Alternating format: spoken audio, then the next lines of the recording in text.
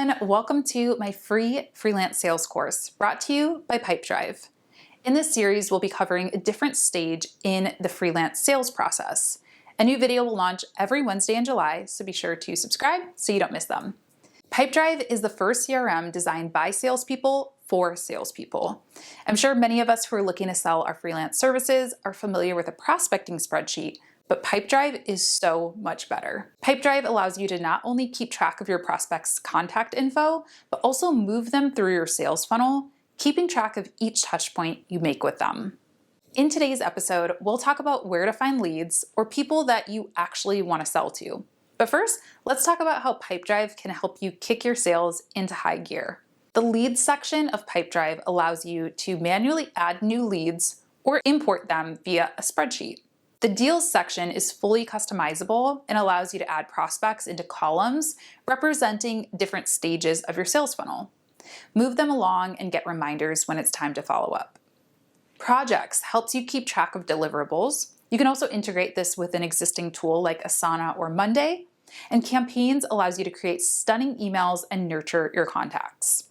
For today's episode, let's talk about those contacts. How do you get them? Where do you find them? And what do you do with them once you have?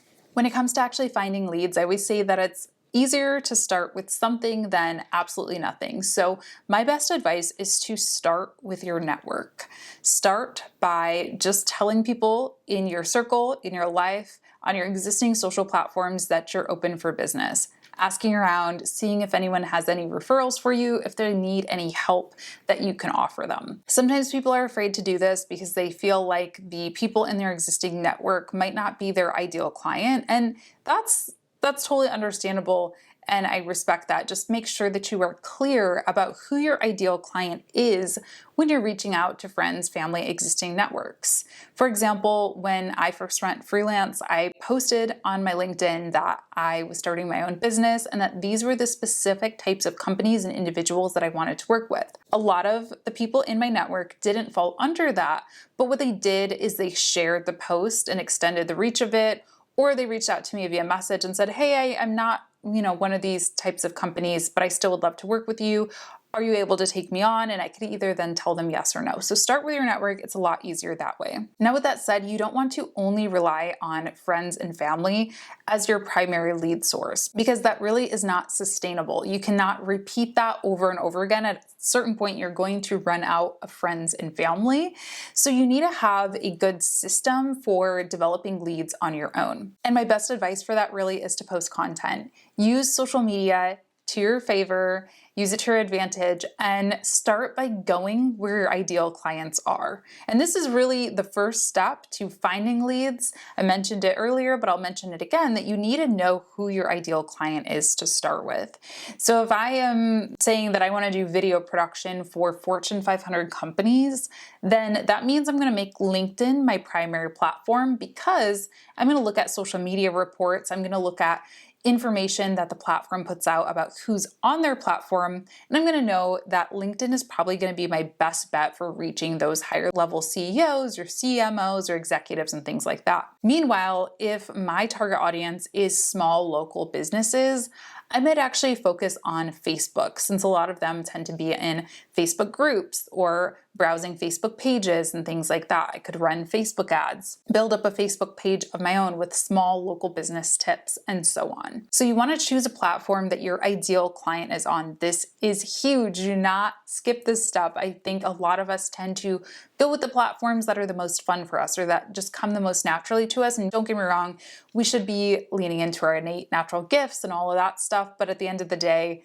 if I'm fishing where fish are not, I'm going to have a hard time eating that day. Now, with that said, you don't want to just post on these platforms just to post either. You want to be doing it strategically, and you want to be doing it in a way that drives people back to a lead acquisition funnel. And I know that's like very fancy terms here, very fancy language we're using, but really what that means is you just want to have a system for how you actually capture people's contact info and, get them to know about what services you have to provide. So in a lot of cases, that might mean that you're using what we call a lead magnet or some type of a free gift or free download or free access to something in exchange for an email address. That's a great option for a lot of businesses, particularly our service-based businesses. Something that I did when I was first getting started with taking clients on my own is I would host a monthly Lunch and Learn webinar. And in exchange for getting access to that Lunch and Learn webinar, you simply had to give me your email address and I would send you out the link. I think webinars are also a really great way of just kind of showing what you know, showcasing that you're the best person for a job. It's almost like a working interview, if you will, or a working discovery call. So it really helps to cultivate that trust. People are able to ask you questions live on the call, things like that. If you want a more hands-off approach, this could also be some type of a download, an ebook, a workbook, one pager, one sheet about the service that you offer or the industry that you're in. I know I've downloaded tons of, ebooks and things like that from production agencies.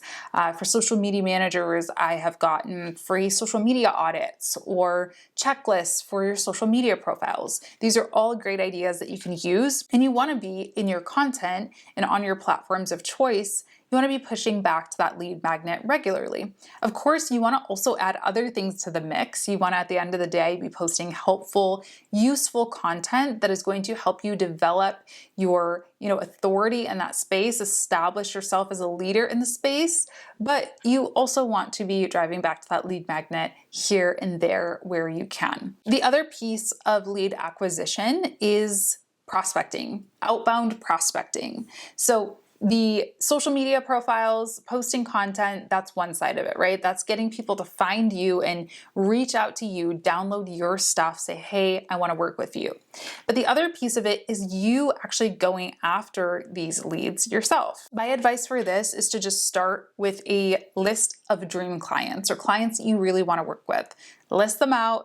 If you don't know, if you cannot name, 10, 15 companies that you would love to work with, you might actually want to go back and do a little bit more market research on who your ideal client is, because you should be able to list out, a handful of people just off the top of your head if you really are getting to know them well enough to be able to sell to them. So start by doing that, just listing out people that you'd like to work with, brands that you'd like to work with. And then my secret tool here is really LinkedIn.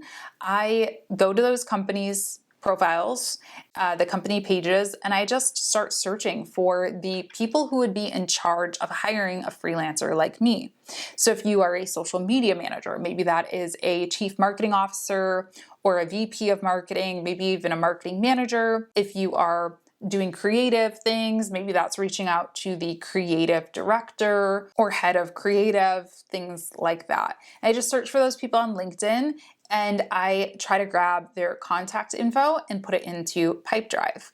Now, something else I like to do, in addition to just saving that contact info so I can make a cold call or a cold email, is actually like to connect with them on LinkedIn as well. Because if you think about it, I am so much more likely to open an email from a familiar face, a familiar name, than somebody who I have no idea who they are, right? So you should be establishing that connection with them either on LinkedIn, or maybe our ideal clients aren't on LinkedIn. Maybe it's for you, it's Instagram or Facebook or Twitter, whatever the case. Try to connect with them if it's appropriate. Obviously, I think Facebook profiles can be very personal, so maybe not that one, but any other platform, I think it's totally valid to send a connection request, a follow request, and just send a message and say, hey, following you because I love your brand. This is what I do. Do not sell, right? Do not sell on that first intro. Just tell them who you are, what you do.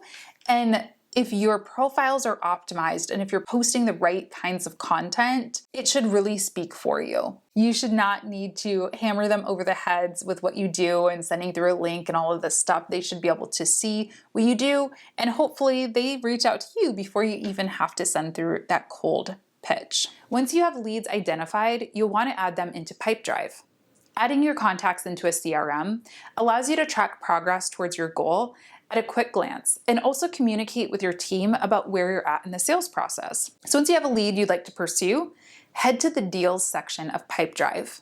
You can customize this view to match your specific sales process, but I really like the default. So I'll click the plus sign under the qualified column. There you'll add as much information about your lead as you have. Think of this as your virtual Rolodex. Then you can begin scheduling activities like calls, meeting, lunches, or emails, and we'll talk more about that in the next episode. And leave me a comment. I would love to do a little pop quiz here. Give me a name of a company that you would love to work with, or maybe you want to keep it under wraps for now. That's totally okay.